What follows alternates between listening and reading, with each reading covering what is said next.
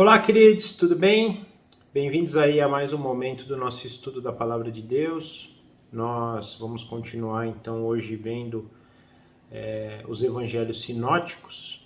Lembrando que até aqui nós pudemos perceber aí os primeiros anos de vida de Jesus, também como o anúncio do nascimento de João Batista, que é o precursor, né, aquele que anunciaria a chegada do Messias. Então a gente investiu aí os primeiros estudos nessa direção e hoje nós vamos iniciar então a parte que vai realmente apresentar as obras do Messias, mas antes de tudo fazendo uma apresentação do ministério de João Batista, que, como eu disse, é aquele então que foi enviado por Deus para preparar o caminho para a chegada do Messias.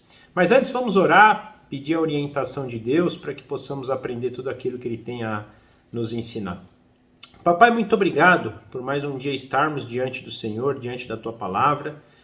Mais uma vez o Senhor nos incentivar a estar aqui e mais uma vez te pedimos humildemente que o Seu Espírito nos guie nesse momento, para que possamos absorver tudo aquilo que o Senhor tem a nos ensinar, para que isso transforme o nosso coração, molde o nosso caráter conforme o caráter do nosso Senhor Jesus Cristo, nos faça encher cada vez mais do Seu Santo Espírito, para que possamos caminhar na formação desse varão perfeito e da Tua igreja perfeita e santa que o Senhor espera.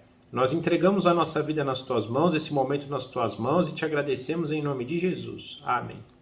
Então, gente, para a gente entender um pouquinho, né, do anúncio do ministério de João Batista, a gente vai encontrar tanto no Evangelho de Mateus, quanto no de Marcos, quanto no de Lucas, a apresentação desse ministério. Então, se a gente estudar Mateus, capítulo 3, dos versículos 1 a 12, ou Marcos, capítulo 1, do versículo 1 ao versículo 8, ou o Evangelho de Lucas, do capítulo 3, do versículo 1 ao versículo 20, nós vamos perceber então esse anúncio do ministério de João Batista. Eu separei aqui em algumas partes, né, esse ministério, trazendo essa aplicação que os três evangelhos trazem, né, nos apresentam, né, do ministério de João Batista, para que a gente possa construir uma ideia do que foi esse ministério. Então, se a gente começar pelo início, né, a gente vai perceber que o versículo 1 do capítulo 3 de Mateus, versículo 1 do capítulo 1 de Marcos e o versículo 1 e 2 do capítulo 3 de Lucas nos dão essa direção. Então, o versículo 1 de Mateus do capítulo 3 nos diz assim: Naqueles dias surgiu João Batista pregando no deserto da Judéia. O de Marcos nos diz: princípio do evangelho de Jesus, o Filho de Deus. Ele não apresenta aqui basicamente sobre essa questão da onde João pregava, mas mais importante é que ele crava o início do ministério de João Batista, o ministério de Jesus com o anúncio de João Batista, porque a gente vai perceber no decorrer de Marcos, então a partir do versículo 2, ele apresentando João Batista. E Lucas, que é o relato mais completo, no versículo 1 e versículo 2 do capítulo 3, nos diz assim: No 15º ano do reinado de Tibério César, quando Pôncio Pilatos era governador da Judéia, Herodes, tetrarca da Galiléia, e seu irmão Filipe, tetrarca de Itureia e Traconides, e Lazânias, tetrarca de Abilene, e Anás e Caifás exerciam o sumo sacerdócio. Foi esse ano que veio a palavra do Senhor a João, filho de Zacarias, no deserto. Então, uma coisa que nós vamos notar muito aqui nesse estudo, como Lucas é muito mais detalhista do que Mateus e do que Marcos. Ele vai a fundo. Você vê, Mateus fez uma apresentação rápida, naqueles dias surgiu João Batista pregando no deserto, e já Lucas não. Ele fala no 15º ano de Tibério César, quando Pôncio Pilatos era o governador, Herodes, o tetrarca lá da Galiléia, seu irmão Filipe. Ele é muito mais abrangente, Lucas. A gente disse isso no começo desse estudo, que Lucas ele vai então direcionar o seu evangelho para os gentios, principalmente para uma pessoa grega, né? E isso vai nos mostrar então que ele, como a cultura grega na época se desenvolvia, era uma cultura de muito detalhe, né? Já diferente dos judeus e dos romanos, que eram muito mais diretos. Então a gente percebe aqui um detalhamento maior de Lucas.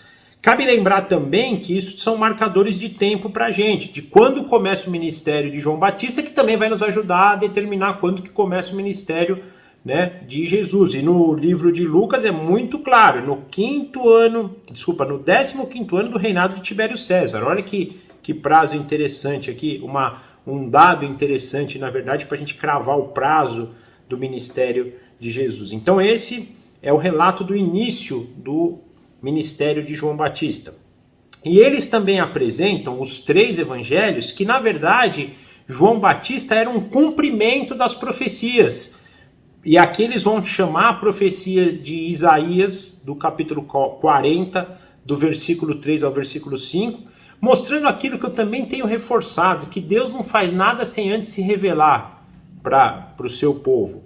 E principalmente a vinda do Messias estava totalmente linkada ao cumprimento daquilo que tinha sido dito pelos profetas.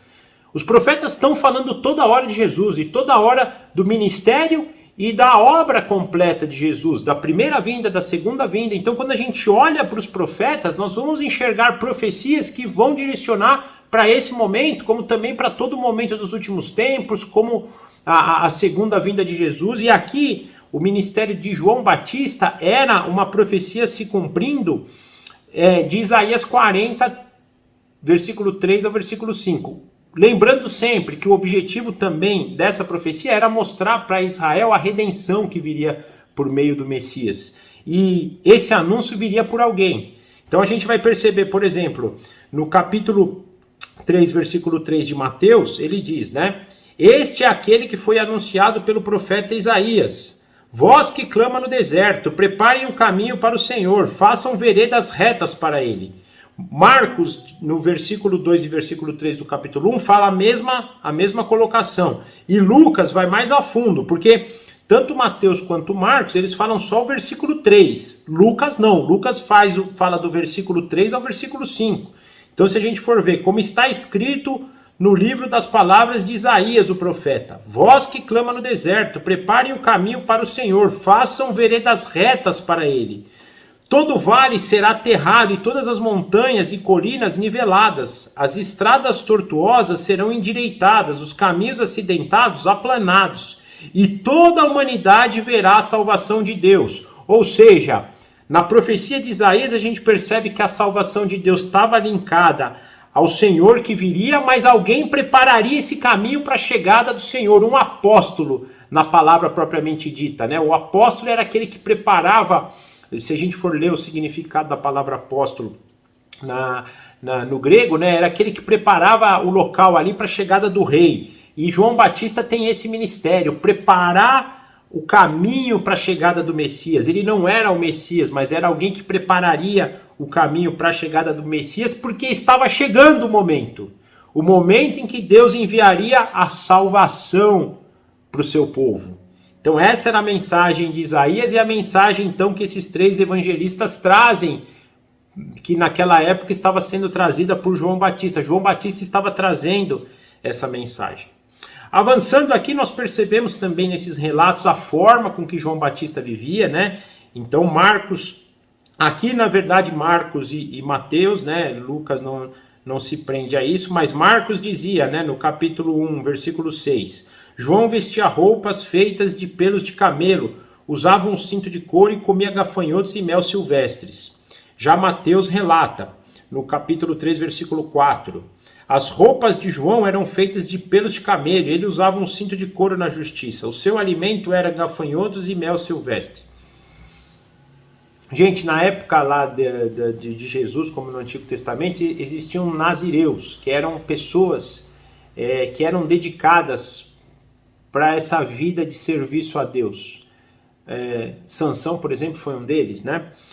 Não deixa claro aqui essa questão, mas é o sentido de João Batista.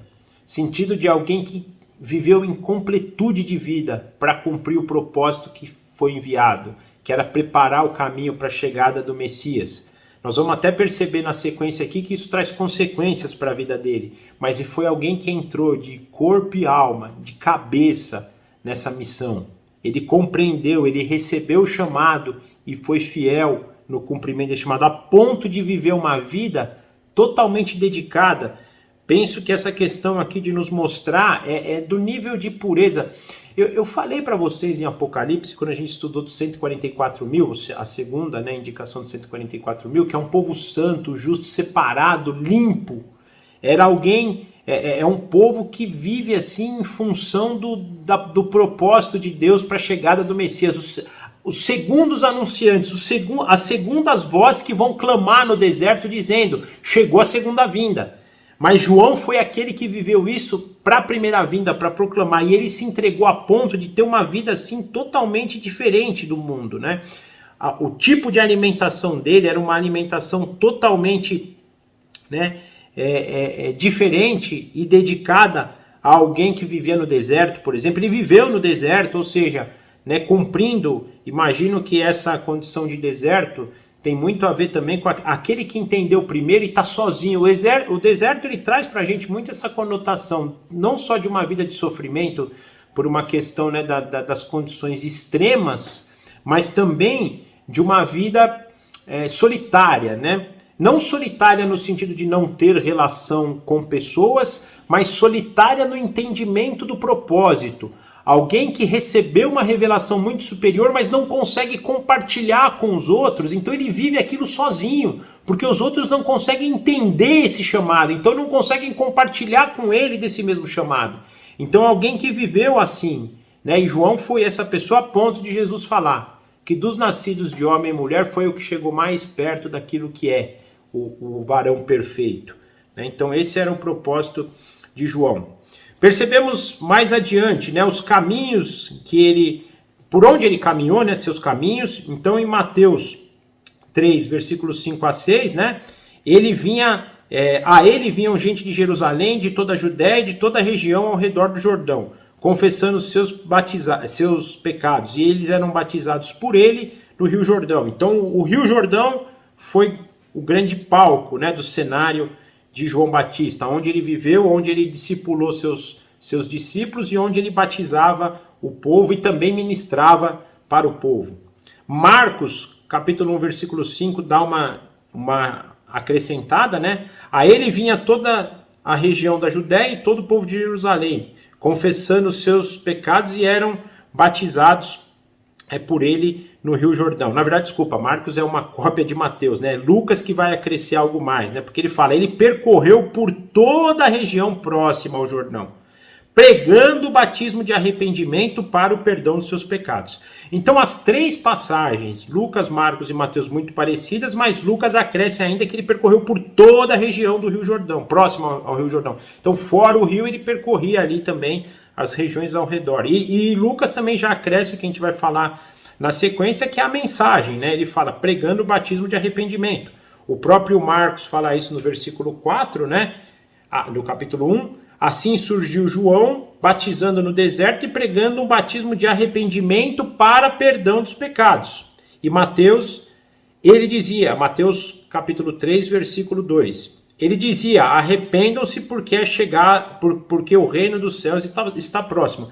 Aqui nesse ponto, a mensagem de Lucas e Marcos muito parecida, e Mateus acresce, se arrependam para que os seus pecados sejam perdoados, porque o reino dos céus está próximo. A chegada do Messias estava acontecendo, e Deus agora na obra do Messias iria restaurar o reino dos céus com os reinos da terra, ou seja, o reino dos céus voltando aqui para o reino da terra. Então essa era a mensagem de João Batista. E João Batista, ele pregava isso de uma maneira a confrontar, né? Então essa mensagem de arrependimento vinha por uma pregação, por uma ministração de confronto.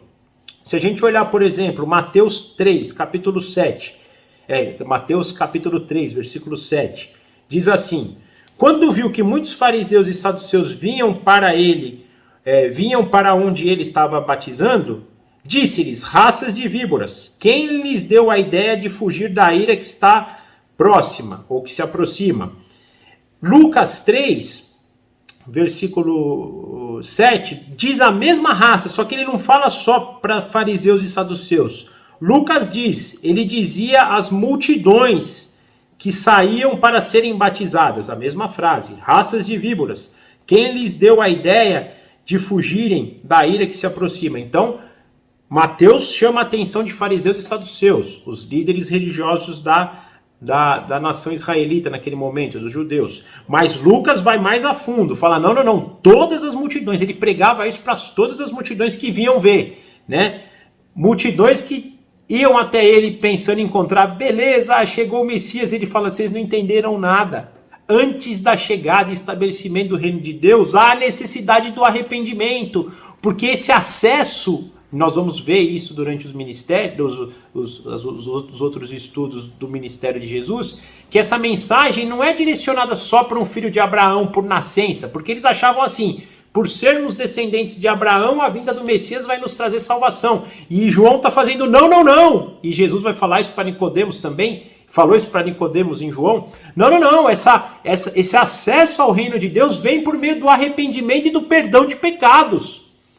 E aí eles vão desenvolver o ministério deles nessa direção e nós vamos explanar muito isso durante esse estudo do ministério de Jesus. Então ele começa o discurso confrontando, como a gente viu aqui, e depois, só que é um confronto que vem junto com o chamado para arrependimento, porque ele fala, se arrependam, perdoem os vossos pecados, se arrependam para que os vossos pecados sejam perdoados. E aí ele vai avançando, mostrando como é que a gente vai ter esse entendimento, se a gente se arrependeu e se os nossos pecados foram perdoados. Por exemplo, Mateus 3:8. Deem frutos que mostrem o arrependimento. Então, pelos frutos nós vamos mostrar se realmente entendemos como somos raças de víbora, ou como eram, e se realmente nos arrependemos e tivermos o perdão. Lucas vai mais a fundo. Capítulo 3, versículo 8. Deem frutos que mostrem o arrependimento e não comecem a dizer a si mesmos, Abraão é nosso pai.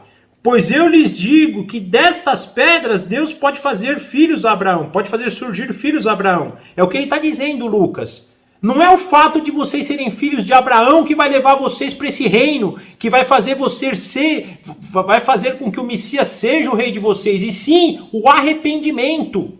É por meio do arrependimento, não é por vocês serem filhos de Abraão. Porque para Abraão até Deus pode fazer surgir um filho dele até dessa pedra aqui, ó. Mas é o arrependimento de vocês que vai fazer com que vocês ingressem nesse reino que está chegando. E esse reino, ele também é precedido, parcialmente já na primeira vinda de Jesus e efetivamente na segunda vinda, por um julgamento. E ele avança dizendo isso. Mateus capítulo 3, versículo 9. Não pensem que vocês podem dizer a si mesmos, Abraão é nosso pai. Pois eu lhes digo que destas pedras Deus pode fazer surgir filhos a Abraão. Então ele fala a mesma palavra de Lucas, mas ele acrescenta, o machado já está posto à raiz das árvores, e toda árvore que não der bom fruto será cortada e lançada no fogo. Aliás, o próprio Lucas, eu acabei não lendo também, mas o próprio Lucas no versículo 9, capítulo 3, diz a mesma coisa. O machado está posto à raiz das árvores, e toda árvore que não der bom fruto será cortada e lançada ao fogo. Então, mostrando isso, o ingresso ao reino de Deus vem por meio do arrependimento e o perdão dos pecados, e pelo fruto nós vamos conhecer se realmente houve arrependimento e se realmente há ingresso no reino de Deus. Por quê? Porque se não tiver, gente, é cortado fora. Se não houver fruto, o machado vai passar na árvore, vai cortar a raiz da árvore, vai arrancar ele na sua raiz e vai ser lançado no fogo. E toda vez que a gente for estudar sobre fogo, nós temos que ter em mente a condenação eterna aqui nesse contexto, né? Não necessariamente, às vezes você vai falar do fogo do Espírito, mas nesse contexto aqui de ser cortado e lançado ao fogo, significa condenação eterna. Então não é o fato de vocês serem filhos de Abraão, não é o fato de vocês terem uma descendência, mas sim pelo arrependimento, que vai dar acesso a vocês ao reino de Deus, e aí sim a salvação que vem por meio do Messias. Agora, quem não tiver isso, é cortado fora. Olha que mensagem forte João estava trazendo ali, a mensagem do arrependimento. Então essa era a síntese do ministério de João. E com isso muitos realmente eram impactados. E nós percebemos aqui, por exemplo, alguns diálogos.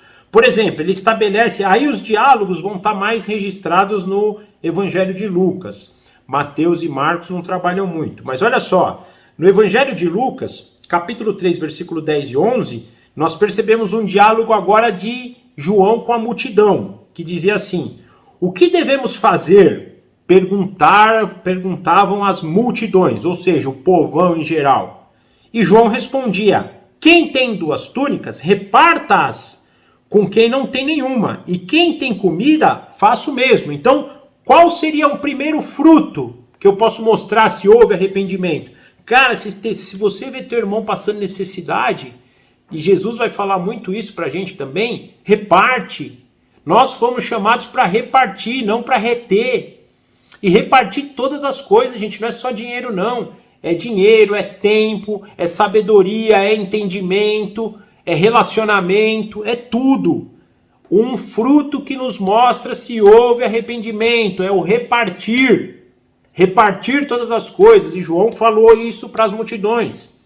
Ele avança ainda agora, falando para os publicanos, né? Publicanos eram aquelas pessoas que cobravam imposto do povo, mas eles eram tidos como inimigos dos judeus, porque eles eram judeus de nascença, mas tinham se corrompido para prestar serviço a Roma em detrimento do benefício próprio, financeiro principalmente. Ou seja, eles cobravam impostos e ficavam com parte disso, eles cobravam mais, na verdade, do que o necessário para poder ficar com mais. E olha o que Lucas vai falar para eles. Versículo 12, capítulo 3. Alguns publicanos também vieram para serem batizados, ou seja, queriam se arrepender. E eles perguntaram: mestre, o que devemos fazer?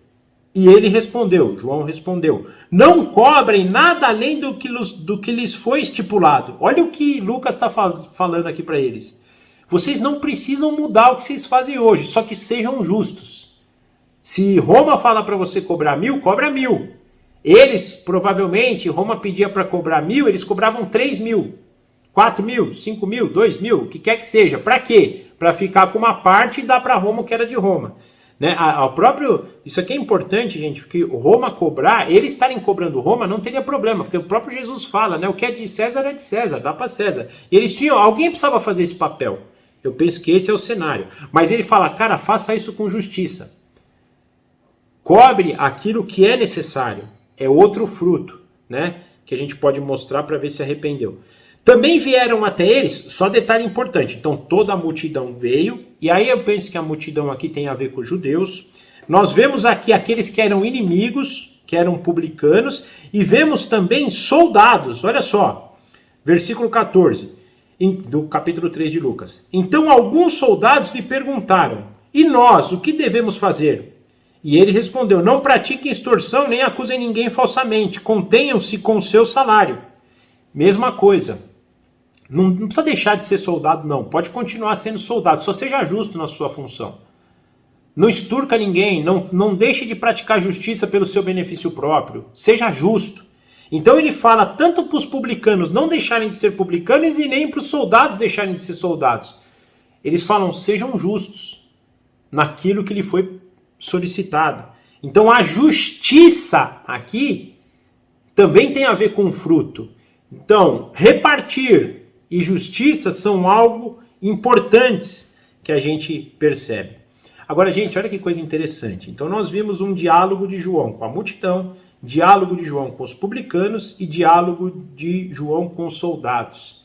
E nós não encontramos um diálogo de João com os líderes religiosos de Israel, porque provavelmente nenhum deles mostrou pelo menos uma faísca de arrependimento. Porque todos esses daqui perguntam para João. O diálogo começa da pergunta deles. Então, ou seja, aquela mensagem tocou o coração deles, a ponto de dizer, e agora? O que nós fazemos?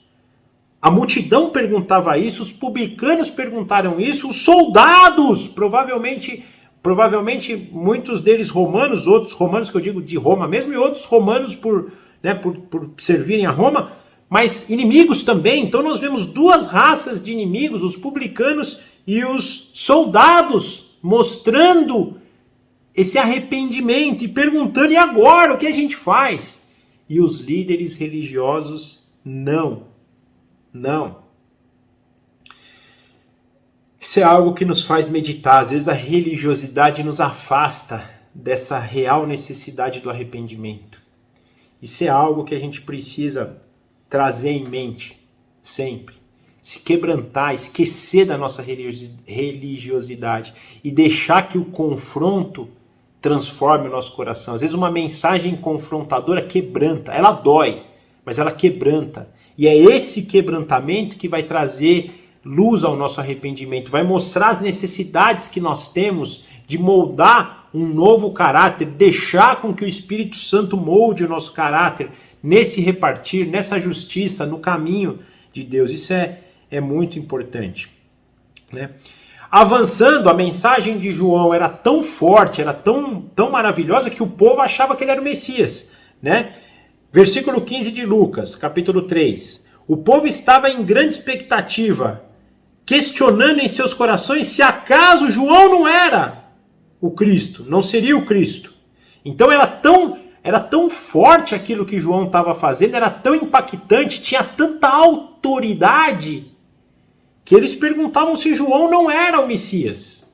E João então responde com das respostas mais lindas que a gente pode ver aqui, né? A gente vê essa resposta em Lucas 3,16, em Mateus 3,11, mas eu vou olhar de Marcos, que vai do capítulo 1, do versículo 7 a 8, que diz assim: E esta era a sua mensagem: depois de mim vem alguém mais poderoso do que eu, tanto que eu não sou digno de curvar-me e desamarrar as correias das suas sandálias. Eu os batizo com água, mas ele os batizará com o Espírito Santo. Ou seja, era maravilhoso o que João estava fazendo.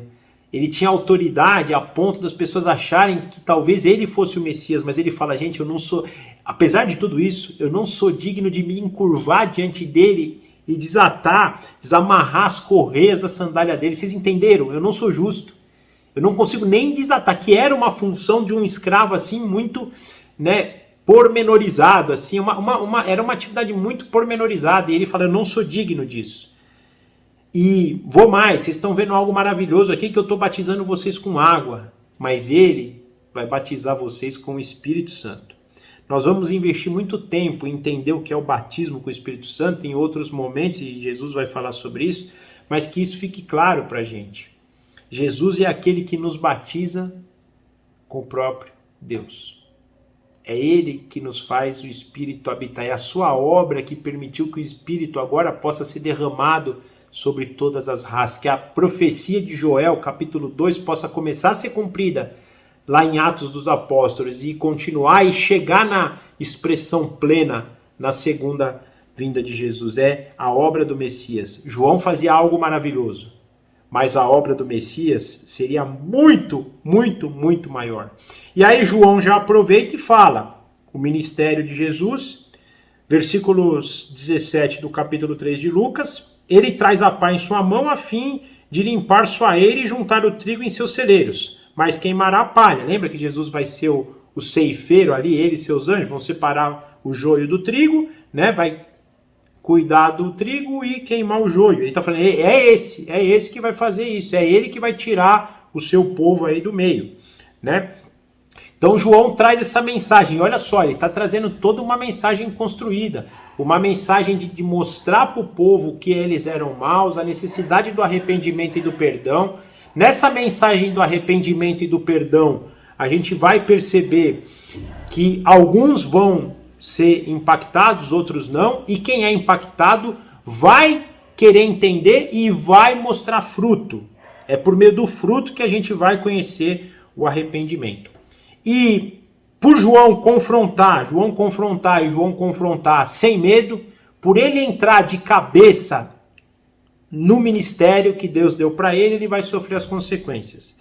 Então se a gente vê capítulo 3, dos versículos 18 a 20, nós vemos assim: E com muitas outras palavras, João exortava o povo e lhe pregava boas novas. Todavia, quando João repreendeu Herodes, o tetrarca, por causa de Herodias, mulher do próprio irmão de Herodes, e de todas as outras coisas más que ele tinha feito, Herodes acrescentou a todas elas e há de colocar João na prisão. Nós vamos falar de um estudo específico um pouco mais para frente da morte de João, mas João não se limitou às coisas desse mundo, às consequências desse mundo. Ele pregou a mensagem que tinha que ser pregada, ele confrontou quem tinha que ser confrontado. Nós vemos aqui que ele foi colocado na prisão por isso. Nós vamos discutir mais para frente que ele foi morto por isso. Mas ele em nenhum momento deixou que isso abalasse o propósito que Deus pôs para a vida dele, que era o anúncio da chegada do Messias. E esse anúncio era o anúncio do arrependimento, a necessidade que nós temos da salvação de Cristo para o perdão dos nossos pecados. Sem isso não há acesso ao reino de Deus. Eu ser filho de um crente não me dá acesso ao reino de Deus. Eu ser um filho de Abraão não me dá acesso ao reino de Deus. Eu praticar obras por praticar obras não me dá acesso ao reino de Deus. Acesso ao reino de Deus vem por meio do arrependimento, para que esse arrependimento traga o perdão por meio da salvação de Jesus Cristo. E aí sim, por consequência disso, praticaremos boas obras, daremos bons frutos, frutos esses que vão mostrar se realmente nos arrependemos ou não. E essa mensagem foi trazida com a morte daquele que foi o precursor, daquele que, nascido de homem e mulher, foi o varão mais próximo do varão perfeito. A gente precisa ter noção disso, a gente precisa entender quanto sangue foi derramado, começando pelo sangue de Jesus, que foi derramado em favor de nós para a remissão dos nossos pecados. Mas outras pessoas, outros irmãos também deram sua vida para essa mensagem, deram a sua vida para cumprir o propósito de Deus. E a gente precisa olhar para essas pessoas com inspiração, para também entender e clamar a Deus aquilo que Deus espera de nós. Isso é importantíssimo, gente, e que João Batista deixe esse legado para nós. Que a gente possa, ao estudar a mensagem de João Batista, ter o coração aquecido no cumprimento daquilo que é necessário. Porque às vezes a gente pode entender que a morte é uma derrota. Mas João hoje, 2000 anos depois, e penso que lá no céu também, tem seu nome glorificado no nome de Cristo.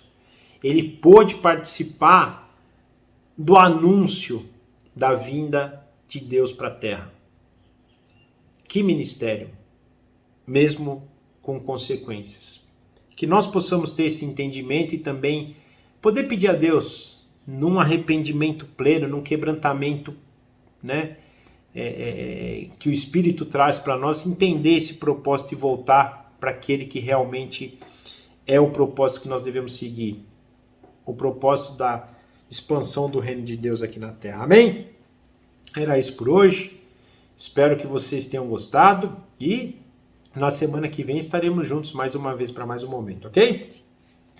Papai, muito obrigado por mais um dia o Senhor nos permitir estar diante do Senhor, da Tua palavra, dos Teus ensinamentos e desse confronto que a gente precisa diariamente na nossa vida. E eu peço humildemente que o Senhor não nos deixe em paz enquanto não caminharmos naquilo que é o Teu propósito. Porque mais do que a gente possa passar aqui nessa vida, inclusive nós vemos no caso de João, pela prisão, pela morte, nada disso, primeiro que separa do nosso amor, do Seu amor a nós. O Senhor já nos relata isso no livro de Romanos. Mas mais do que isso, que a gente possa entender que tudo isso tem a ver com esse propósito. Às vezes sonhos, às vezes ídolos têm que ser quebrados para que a gente volte para esse propósito, para que a gente viva da mesma forma que João viveu. Não no sentido de viver fisicamente como João viveu, mas de cumprimento de propósito. Da mesma forma que João se entregou de corpo e alma para o cumprimento do teu propósito, nós desejamos também, queremos também, pedimos também, nem que isso tenha que destruir os nossos sonhos, nem que isso tenha que destruir todos esses ídolos malditos que a gente cria na nossa vida. Por favor, nos dirija para esse entendimento e para isso nós precisamos do Teu Santo Espírito. Quebranta o nosso coração, não nos deixe ser religiosos, não nos deixe ser duros de coração, entendendo que pelo fato de irmos à igreja, de fazermos as coisas litúrgicas, Isso nos trará salvação? Não, por favor, nos dê o verdadeiro arrependimento para que possamos dar fruto e esse fruto mostre realmente que estamos no caminho do Senhor. Nós entregamos a nossa semana nas tuas mãos, a nossa vida para o Senhor. Por favor, que o seu Espírito nos habite cada vez mais e a gente possa cada vez mais ser transformados na imagem do nosso Senhor Jesus Cristo. Nós oramos assim agradecidos em nome de Jesus. Amém.